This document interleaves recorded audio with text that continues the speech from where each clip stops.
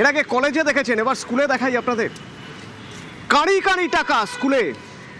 কাঁচরাপাড়ার একটি English medium school, কত টাকা উদ্ধার হয়েছে জানেন? 3টে মেশিন নিয়ে এসে টাকা গুনতে হয়েছে। 1,77,00,000 টাকা। ভাবুন একবার, একটা স্কুলের একটা ঘর থেকে, 3 তলার ঘর থেকে। প্রথমে স্থানীয় বিজেপি বিধায়কের বক্তব্য আপনাদের শোনাবো। পার্থ চ্যাটার্জির ঘর থেকে যেরকম টাকা পাওয়া গেছিল সেরকম টাকা, এরকম ক্যাশ টাকা স্কুলের মধ্যে আছে। মানে স্কুলে বেনিয়মের পর বেনিয়মের অভিযোগ, তারপরে এই ঘটনা ধরা পড়েছে। স্কুলের মাস্টার মশাইরা করেছেন, এই খুঁজতে গিয়ে তো দেখা যাচ্ছে এই ভয়ঙ্কর ব্যাপার। আমি বলছি এই টাকা স্কুলের টাকাও নয়, এটা কমল অধিকারী, সুবোধ অধিকারী, পার্থ ভৌমিকের ব্ল্যাক মানি। এত টাকা তারা ইডি সিবিআই এর ভয়ে এই স্কুলে লুকাতো, এখন যা বোঝা যাচ্ছে।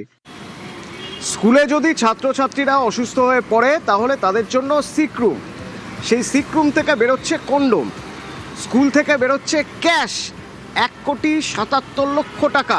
এত টাকা ক্যাশ স্কুলে কিভাবে, কেন, কি কাজে লাগবে, নাকি টাকা লুকিয়ে রাখা ছিল?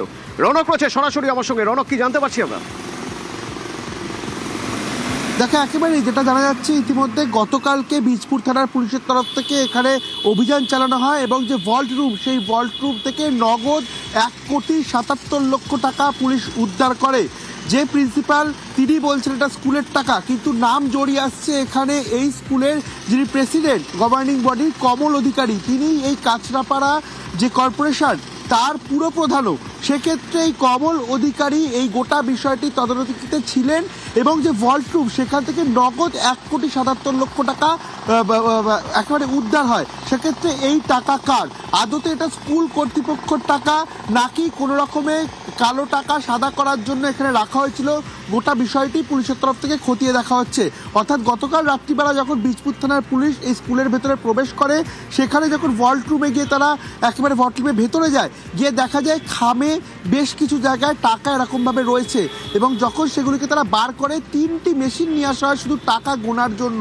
একটি প্রাইভেট স্কুলে, বেসরকারি স্কুলের মধ্যে এত পরিমাণ বিপুল নগদ কিভাবে আসলো, এর পেছনে কাদের হাত রয়েছে, গোটা বিষয়টি কিন্তু ইতিমধ্যে পুলিশের তরফ থেকে খতিয়ে দেখা হচ্ছে। রনক, সঙ্গে থাকো। এই স্কুল ঐতিহ্যবাহী স্কুল, এই স্কুলে তাদের বাচ্চারা পড়ছে, এরকম অনেকে রয়েছে যারা নিজেরাই এই স্কুলে পড়েছেন এক সময়, বহু পুরনো স্কুল।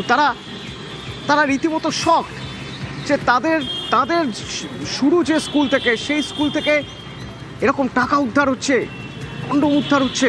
শুনুন। 1,77,00,000 এটা জানতে পারলাম। কমল অধিকারীদেরই টাকা, এটা কালো টাকা। স্কুলের টাকা কিছু থাকলে থাকতে পারে, কিন্তু 1,77,00,000 টাকা একটা স্কুলের থাকতে পারে না। উনি এই স্কুলের প্রেসিডেন্ট হয়েছিলেন, উনি কাঁচরাপাড়া পৌরসভার চেয়ারম্যান ছিলেন, তার সঙ্গে এই স্কুলেরও প্রেসিডেন্ট হয়েছিলেন। সবাই বলছে কমল অধিকারী পুরো নিয়ন্ত্রণ করতেন, ওনার একনায়কত্ব চলতো এই স্কুলে। কারণ ওনাদের বাড়িতে রেড হয়েছিল সিবিআই এর, স্কুলটাকে সেফ কাস্টডি মনে করে হয়তো সেখানে রেখেছিলেন। ভালো করে তল্লাশি করলে হয়তো আর্মস এসবও বেরোতে পারে।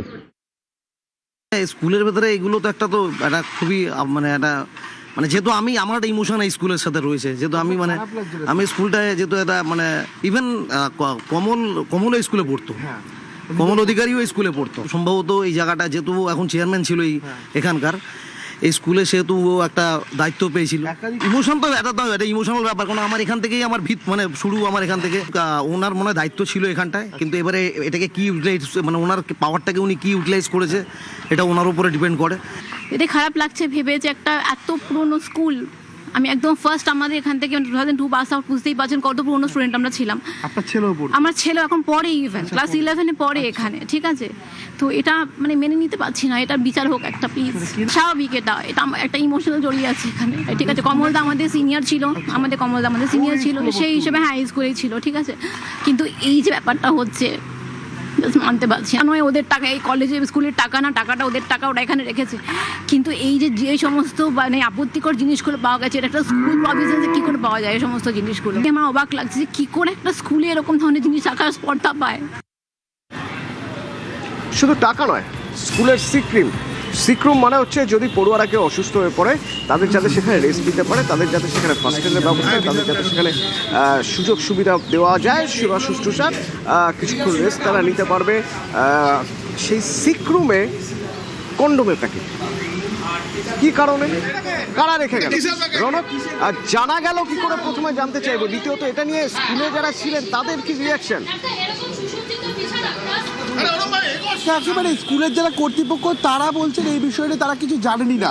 সেক্ষেত্রে স্কুলের ভেতরে এরকম একটি সিক রুম, যেখানে দেখা যাচ্ছে শীততাপ নিয়ন্ত্রিত বেডরুম, এবং সেখান থেকেই আপত্তিকর বস্তু উদ্ধার হচ্ছে, যেমনটা ঘটেছিল সুরেন্দ্রনাথ কলেজের কমন রুমে। তুমি দেখেছিলে সুরেন্দ্রনাথ কলেজের যে তৃণমূল ছাত্র পরিষদের দখল করা যে কটি রুম ছিল তার মধ্যে কমন রুম থেকে এই আপত্তিকর বস্তু এবং একেবারে আগ্নেয়াস্ত্র উদ্ধার হয়েছিল। সেরকম একই চিত্র দেখা গেল এই কাঁচরাপাড়ার ইংলিশ মিডিয়াম স্কুলটিতে। একেবারে যে শিক্ষা প্রতিষ্ঠান তার ভেতরে এই সিক রুম তৈরি করা হয়েছে। অভিভাবকদের অভিযোগ যে কমল অধিকারী তিনি যখন এই স্কুলের দায়িত্বে আসেন, অর্থাৎ পরিচালনা সমিতির দায়িত্বে আসেন, তারপরই হঠাৎই স্কুলের যে ফিস তা নাকি বাড়িয়ে দেওয়া হয় এবং তারপর তৈরি করা হয় এই রুমটি। অভিভাবকদের বলা হয় যে এই বেডরুমটি তৈরি করা হয়েছে পড়ুয়ারা যদি অসুস্থ হয়ে পড়ে তাদের সুবিধার্থেই তৈরি হয়েছে এই রুম। কিন্তু এই রুম থেকে কি বেরোচ্ছে না, একটা আপত্তিকর বস্তু প্যাকেট, এবং একটি নয় প্রায় 4 থেকে 5টি প্যাকেট ইতিমধ্যে উদ্ধার করা হয়েছে। গেল যখন, তারপর এবার কি পদক্ষেপ করা হয়েছে, কাদের বিরুদ্ধে কি ব্যবস্থা নাম নেওয়া হয়েছে? নাম তো উঠছে কমল অধিকারী, তার বিরুদ্ধেই বা কি ব্যবস্থা নেওয়া হয়েছে? আর বাকি স্কুলের পরিচালন সমিতিতে যারা ছিলেন তাদের বিরুদ্ধে কি পদক্ষেপ করা হয়েছে? দেখো, একেবারে স্কুলের যিনি প্রিন্সিপাল তিনি ইতিমধ্যে বীজপুর থানায় একটি লিখিত অভিযোগ দায়ের করেছে। সেই লিখিত অভিযোগে স্পষ্টত জানানো হয়েছে যে স্কুল বেশ কয়েকদিন ধরে ক্ষতির সম্মুখীন হচ্ছিল, সেই কারণে স্কুলের আর্থিক তছরূপের একটা বিষয় তাদের সামনে আসে এবং সেই আর্থিক তছরূপের বিষয়কে কেন্দ্র করেই কমল অধিকারী সহ মোট 4 জনের বিরুদ্ধে স্কুলের প্রিন্সিপালের তরফ থেকে লিখিত অভিযোগ দায়ের করা হয় এবং সেই লিখিত অভিযোগের ভিত্তিতে বীজপুর থানার পুলিশ ইতিমধ্যে মামলা রুজু করেছে, আর্থিক তছরূপের মামলা রুজু করেছে। এবং খতিয়ে দেখা হচ্ছে, কিছুক্ষণ আগেই পুলিশ ঘটনাস্থলে এসেছিল, যে ভল্ট রুম সেখানে যে টাকা উদ্ধার হয়েছে এই টাকা কার বা কাদের আনাগোনা ছিল, স্কুলের ক্লোজ সার্কিট ক্যামেরা ফুটেজ সেগুলোও খতিয়ে দেখা হচ্ছে এবং এই রেস্টরুমে কী ধরনের কার্যকলাপ চলতো। কারণ তোমায় বলে রাখি, যারা এখানকার আগের প্রাক্তনী ছিল তারা জানাচ্ছে যে কমল অধিকারীর নেতৃত্বে নাকি একটা র্যাকেট চলতো এবং এই অসামাজিক কার্যকলাপ শিক্ষা প্রতিষ্ঠানের ভেতরে চলতো। এর আদতে কতটা সত্যতা গোটা বিষয়টি কিন্তু বীজপুর থানা পুলিশের তরফ থেকে খতিয়ে দেখা হচ্ছে। ধন্যবাদ। অ্যাকাউন্ট সেক্সের যে টাকাগুলো, অ্যাডমিশনের টাকাগুলো জমে রেখেছিল প্রায় এপ্রিল মাস থেকে, সেই টাকাগুলো ব্যাংকে পাঠানোর কথা ছিল। অ্যাকাউন্ট সেক্সের পুরো রেসপন্সিবিলিটি ওনার দায়িত্ব, উনি পাঠাননি।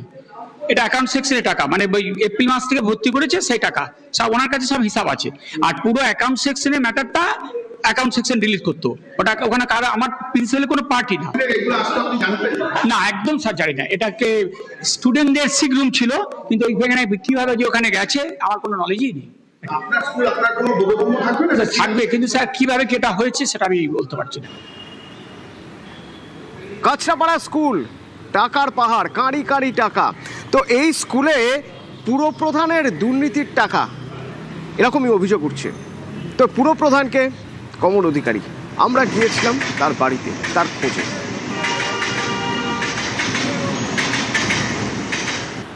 রেজাল্টের পর থেকে উনি নেই বাড়িতে, আপাতত তো আমরা জানি না, কারণ ওনার গেট তো দেখছেন তালাই মারাই থাকে, কারণ আমরা তো ফ্ল্যাট, সবার গেট বন্ধ। হ্যাঁ হ্যাঁ, এখানেই থাকতেন, কিন্তু এখন নেই। বাড়ির অন্য কেউ আছে দেখেছেন? না না, আসলে কি বলুন তো দাদা, আমাদের তো প্রত্যেকটা গেট তালা মারা থাকে, এবার গিয়ে খুলে খুলে আর তো দেখা পসিবল না। উনিও আসতেন, থাকতেন, সবই করতেন, কিন্তু রেজাল্টের পর থেকে আর নেই। ওনার পরিবার থাকতেন। গতকাল কাঁচরাপাড়া হার্নেড ইংলিশ মিডিয়াম স্কুল থেকে কোটি কোটি টাকা উদ্ধার এবং আপত্তিকর বস্তু উদ্ধারে যার নাম জড়িয়েছে কাঁচরাপাড়া পুরসভার পুরপ্রধান কমল অধিকারী। যে ভোটের ফলাফল ঘোষণার দিন থেকেই কমল অধিকারী বেপাত্তা। হালিশহর স্টেশন রোড, সেখানেই তার এই ফ্ল্যাট, এবং আমরা চেষ্টা করবো তার সঙ্গে কথা বললাম। দিদি বাড়িতে আছেন? দিদি, একেবারেই আমরা এর আগেও চেষ্টা করেছিলাম, কিন্তু ভেতর থেকে কোনো আওয়াজ পাওয়া যাচ্ছে না। যেটা প্রতিবেশীরা জানাচ্ছেন যে ভোটের ফলাফল বেরোনোর দিন থেকেই এই কমল অধিকারী কার্যত বেপাত্তা, তাকে আর এখানে দেখা যায়নি। অর্থাৎ তার বিরুদ্ধে এই ভুরি ভুরি অভিযোগ উঠছে এবং তার বিরুদ্ধেই এই টাকাগুলো স্কুলে রাখার অভিযোগ উঠেছে এবং আপত্তিকর জিনিস স্কুলে রাখার অভিযোগ উঠেছে। কিন্তু এই কাঁচরাপাড়া পুরসভার পুরপ্রধান কমল অধিকারী, এবং শুধু তাই নয়, স্কুলের যে পরিচালন সমিতির সভাপতি হিসেবেও তিনি ছিলেন এবং তিনি এই স্কুলের প্রাক্তনীয় ছিলেন, সেক্ষেত্রে কিভাবে এই ধরনের আপত্তিকর বিষয়বস্তু তিনি স্কুলের ভেতরে রাখেন এবং কোটি কোটি টাকা কি করে স্কুলের ভেতরে রাখা হয়েছিল বা কেনই রাখা হয়েছিল, এই উত্তর খুঁজতে কিন্তু পুলিশ ইতিমধ্যে তদন্ত শুরু করেছে। কিন্তু যে কমল অধিকারীর নাম ইতিমধ্যে জড়াচ্ছে, সেই কমল অধিকারী ভোটের ফলাফল ঘোষণার পরদিন থেকে কিন্তু এলাকা ছাড়া এখনো পর্যন্ত তার সঙ্গে কোনো রকম যোগাযোগ করা সম্ভব হয়নি। ক্যামেরায় গোপালের সঙ্গে রৌনক, নিউজ 18 বাংলা, উত্তর 24 পরগনা। আরো চাপে অভিষেক বন্দ্যোপাধ্যায়। আজ সন্ধ্যে 6টার মধ্যে ভবানী ভবনে হাজিরার নির্দেশ। হাইকোর্ট চত্বর থেকে কি খবর আসছে জানবো। অর্ণব রয়েছে আমার সঙ্গে। অর্ণব, দেখো, বিধানসভায় বিধায়কদের সই জাল নিয়ে যে মামলা গড়িয়েছে কলকাতা হাইকোর্ট পর্যন্ত, রক্ষা কবচ চেয়েছেন অভিষেক বন্দ্যোপাধ্যায়।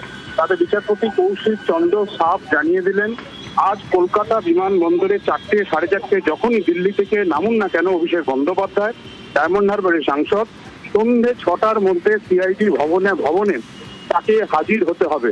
অর্থাৎ সইজাল কাণ্ডে সিআইডি তদন্তকারীদের মুখোমুখি আজ সন্ধ্যে 6টার মধ্যেই হতে হবে অভিষেক বন্দ্যোপাধ্যায়কে এবং ভবানী ভবনে তাকে হাজিরা দিতে হবে এবং তদন্তে জিজ্ঞাসাবাদের সম্মুখীন হতে হবে। অর্থাৎ হাজির হলাম, আমি দিল্লি থেকে এলাম, সিআইডির ভবানী ভবনে গেলাম অফিসারদের সামনে, এটাতেই শেষ নয়। সিআইডির যে প্রশ্ন মালা রয়েছে তার জন্য সেই জিজ্ঞাসাবাদের মুখোমুখি অভিষেক বন্দ্যোপাধ্যায়কে হতে হবে। এর পাশাপাশি যে নিয়ম মেনে, অর্থাৎ আইন নিয়ম মেনে সিআইডি যেভাবে তদন্ত এগোচ্ছে, সেই তদন্ত সম্পূর্ণ, অর্থাৎ নতুন করে যদি কোনো জায়গা তল্লাশি করতে হয়, কোনো সিজার করতে হয়, অর্থাৎ কোনো কিছু বাজেয়াপ্ত করতে হয়, এই সমস্ত লিবার্টি সিআইডিকে দেওয়া হলো। অর্থাৎ তদন্তে সিআইডির হাত শক্ত করা হলো।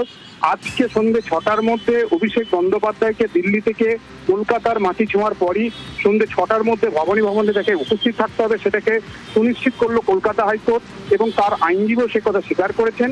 আর 2 সপ্তাহের জন্য তাকে অন্তর্বর্তী রক্ষা কবচ দিল। এক্ষেত্রে আদালত জানিয়েছে 2 সপ্তাহ পরে মামলাতে তাকে আদৌ রক্ষা কবচ দেবে কিনা, অর্থাৎ তাকে গ্রেপ্তার করা যাবে কি যাবে না, এর ফাইনাল কল দেবে হাইকোর্ট, সেটা 2 সপ্তাহ পরে। আপাতত 2 সপ্তাহের জন্য হাইকোর্টের অনুমতি ছাড়া তাকে গ্রেপ্তার করা যাবে না, এই রক্ষা কবচটা দেওয়া হলো। তার পাশাপাশি বিচারপতি কৌশিক চন্দ্র জানান যে দুবার সিআইডি তাকে নোটিশ পাঠাচ্ছে সইজাল কাণ্ডে, কেন তিনি অ্যাপিয়ার হচ্ছেন না। 10 মিনিটের মধ্যে সে জানা যে কবে সে অ্যাপিয়ার হতে পারবে, তাকে জিজ্ঞাসাবাদের টেবিলে সিআইডি অফিসারদের মুখোমুখি হতেই হবে। এবং এই অবস্থায় রাজ্যের অতিরিক্ত অ্যাডভোকেট জেনারেল রাজদীপ মজুমদার তিনি সরাসরি অভিষেক বন্দ্যোপাধ্যায়ের বিরুদ্ধে আর কোনো সাক্ষী নয়, সইজাল কাণ্ডে অভিষেক বন্দ্যোপাধ্যায় একজন একজন অভিযুক্তের মতো কাজ করছেন এবং বিধানসভার স্পিকারকে তাই তিনি সর্বভারতীয় সাধারণ সম্পাদকের প্যাডে যে বিধায়কদের সই সহ ফটোকপি, একটা কার্বন কপি, অর্থাৎ মূল যে অংশ ছিল রেজুলেশন বুকের, তার কার্বন কপি জমা দিয়েছিলেন, সেটার আসল কপিটা সিআইডির উদ্ধার করা খুব দরকার। ইতিমধ্যেই কালীঘাটের মমতা ব্যানার্জির বাড়ির পাশের অফিস, সেখানে তারা তল্লাশি চালায়, সেটা উদ্ধার করতে পারেনি। শুধু তাই নয়, অভিষেক বন্দ্যোপাধ্যায় একবার সিআইডির নোটিশের উত্তরে জানিয়েছে যে সিআইডির যে নথি চাইছে অরিজিনাল রেজুলেশন বই বুক, সেটা তার কাছে নেই। অথচ এই যদি নথি তার কাছে না থাকে তাহলে অভিষেক বন্দ্যোপাধ্যায় এই সব কিছু তো সিআইডি যখন ডেকেছে সেখানে গিয়ে দিলেই হতো, কিন্তু এখনো পর্যন্ত তিনি যাননি এবং তাকে আলটিমেটাম দেওয়া হয়েছে আজ সন্ধ্যে 6টায় সিআইডির সঙ্গে দেখা করতে হবে, সিআইডির সঙ্গে কথা বলতে হবে, তারা যে প্রশ্ন জানতে চেয়েছেন তার উত্তর দিতে হবে। এ তো গেল সইজাল। এবার যদি আর একটা বিষয়ের দিকে আমরা নজর দিই, প্রায় মাসখানেক হতে চলল পুরসভা অভিষেক বন্দ্যোপাধ্যায়ের 17টি সম্পত্তিতে বেআইনি নির্মাণ হয়েছে এই মর্মে একটা নোটিশ পাঠিয়েছিল। 24 দিন পর এখনো পর্যন্ত নোটিশের জবাব মেলেনি পুরসভা, আর সময় দিতে রাজি নয়। সেক্ষেত্রে কড়া পদক্ষেপ করতে পারে পুরসভা, কি মনে হয়? বিশ্বজিৎ আছে আমার সঙ্গে সরাসরি। বিশ্বজিৎ, একদম সময়টা কম নয়। 18ই মে প্রথম নোটিশ গিয়েছিল কলকাতা পুরসভার পক্ষ থেকে। মূলত 17টি নোটিশের মধ্যে কলকাতা পুরসভার 9 নম্বর বড় একাই দিয়েছিল প্রায় 15টি নোটিশ।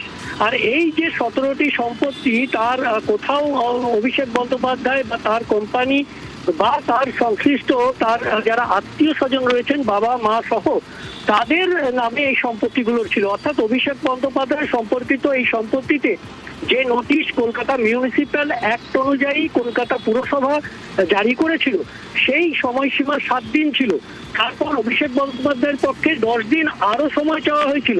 অর্থাৎ এই 17 দিনের সময়সীমা পার ইতিমধ্যেই কলকাতা হাইকোর্টেও কলকাতা পুরসভার এই নোটিশ নিয়ে চ্যালেঞ্জ করে মামলা দায়ের করেছিলেন অভিষেক বন্দ্যোপাধ্যায়। সেখানেও পুরসভা এবং অভিষেক বন্দ্যোপাধ্যায়কে সংশ্লিষ্ট নির্দেশ আদালত দিয়েছে এবং এই মামলার পাশাপাশি কলকাতা পুরসভার কাছে যে তথ্য জমা দেওয়ার কথা ছিল কলকাতা পুরসভার আইন অনুযায়ী যে এই নির্দিষ্ট সময়সীমা পার হয়ে গেলেও এখন 24 দিন হতে চললো, এখনো পর্যন্ত কোনো তথ্য এখনো পর্যন্ত কোনো রকম কোনো কিছুই জমা দেননি অভিষেক বন্দ্যোপাধ্যায় বা তার টিম। সেক্ষেত্রে তার বিরুদ্ধে এবার কড়া পদক্ষেপ করতে পারে পুরসভা। অস্বস্তির খবর আসছে ভিন রাজ্য থেকে অভিষেক বন্দ্যোপাধ্যায়ের জন্য। অভিষেক বন্দ্যোপাধ্যায়ের জন্য অস্বস্তির খবর ত্রিপুরা থেকে, কারণ ত্রিপুরার খোয়াই আদালতে তাকে হাজিরার নির্দেশ দেওয়া হয়েছে। এই বিষয়ে আরও জানবো, আবির রয়েছে আমার সঙ্গে। আবির, কোন মামলার প্রেক্ষিতে? দেখো, 2021 সালের খোয়াইতে একটি ঘটনা ঘটে। ঘটনার প্রেক্ষিতে অভিযোগ দায়ের হয়েছিল। সেই দায়ের হওয়া অভিযোগের প্রেক্ষিতেই এবার তাকে ডেকে পাঠানো হয়েছে। ইতিমধ্যেই এসে নোটিশ দিয়ে যাওয়া হয়েছে এবং আগামী 22 তারিখ তাকে সশরীরে ত্রিপুরার এই আদালতে হাজির থাকতেও বলা হয়েছে। 2021 রাজ্যে বিধানসভা নির্বাচনের পর তৃণমূল কংগ্রেসের তরফ থেকে সিদ্ধান্ত নেওয়া হয়েছিল যে তারা ত্রিপুরাতে গিয়ে তাদের সাংগঠনিক কাজ করবে এবং সেই সাংগঠনিক কাজে একাধিকবার অভিষেক বন্দ্যোপাধ্যায় তিনি নিজে গিয়েছিলেন এবং বিভিন্ন সময় দাঁড়িয়ে তখন দেখতে পাওয়া যায় যে বিভিন্ন কর্মসূচি তারা করেছিলেন। বহু ক্ষেত্রে ত্রিপুরা সেই মুহূর্তে প্রশাসনের তরফ থেকে অভিযোগ করা হয়েছিল যে বিনা অনুমতিতে করা হচ্ছে। বহু জায়গাতে তারা অভিযোগ করেছিল এমন কিছু আচরণ করা হয়েছে তা যথাযথ নয়। তারই পরিপ্রেক্ষিতে থানায় অভিযোগ দায়ের হয়েছিল। সেই অভিযোগের প্রেক্ষিতেই এবার তাকে সশরীরে 22 জুন ত্রিপুরার খোয়াইতে হাজিরা দিতে বলা হয়েছে। ধন্যবাদ আবির।